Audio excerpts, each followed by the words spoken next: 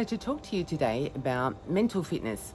You might see I'm sitting here in my gym gear and I'm about to go to the gym, and I can tell you, like, physical fitness is something in my life that I really only got into, I'm going to say, in the last decade.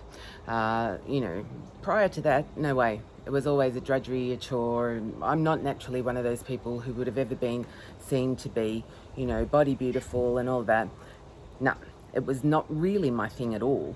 But I knew, and I reached a point in my physical body where my mental health was benefiting from it, because it was actually helping me to manage my pain, because I had a lot of injuries. And so a big part of why I go back to the gym on a regular basis every couple of days, I'm there 4 or 5 times a week, is because I need to maintain strength. If I don't maintain strength, I find I have a lot of pain and difficulties, and I'm taking a lot more painkillers and all of that sort of stuff. So there's a number of reasons why I engage in regular physical activity. Now, because, as I said, it wasn't always like that, but I'm surprised when we talk about frontline service organisations, when we talk about fire brigade, and you might hear a siren. Right on time, guys. So fire or ambulance or, police, defence, to enter into these organisations, you must be physically fit.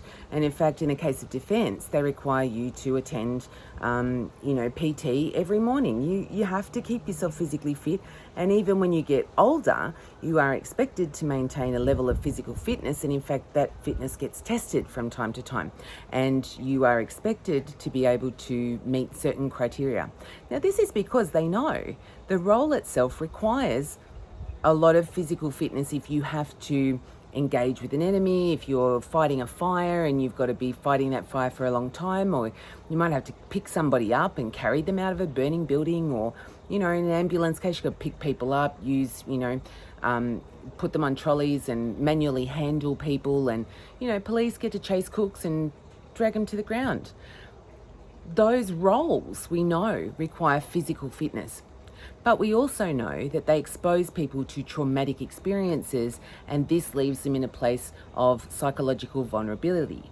Now, the bit I don't understand, and when I talk to organisations in this area, I talk about, why don't we, when we take ourselves off to the gym, the physical gym, why don't we also practice mental strengthening exercises that help us understand what's gone on in our experience, whether we've had exposure to a particularly traumatic event. If we give people a skill set, like a toolbox, we know in a physical fitness capacity, we go and we follow a program, we have personal trainers, we follow what they tell us to do. Over the many years, the last 20, 30 years, the way that we exercise has changed. We do a lot more high intensity interval training these days. People see positive outcomes from it. You get a lot more variation. Some people go into Pilates or yoga.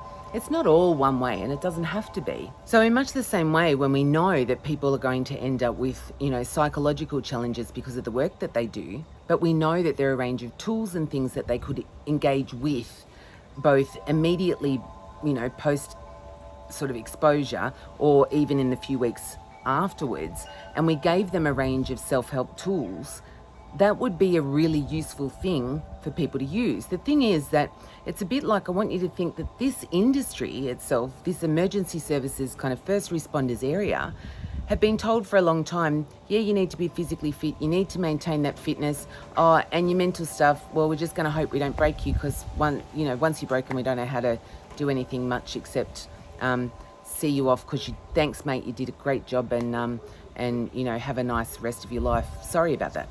And, I don't mean to be disparaging of organisations. I just think that even from a psychological perspective, over many years, we've only looked at this sort of stuff from the perspective of, what do we do once people are broken? Is there anything that we can do to help them heal? Now, there's lots of stuff we can do after the fact, but there is so many more things that we can do and intervene earlier in the process and help people to be mentally fit before they actually get exposed to these experiences, and therefore help them to maintain that fitness. We understand physical injuries, and then they take a few weeks out of the gym but get back in to build up muscle strength. That helps things. Why don't we help people to understand the same thing from a psychological injury perspective? There are so many things that we can do to help people and prevent them from developing post-traumatic stress that it just frustrates me that we don't do more of it, and that people aren't open to a range of different options. As we've exposed ourselves to new ways of training our physical body, I think we need to understand that there are new ways of being able to train our psychological mindset as well.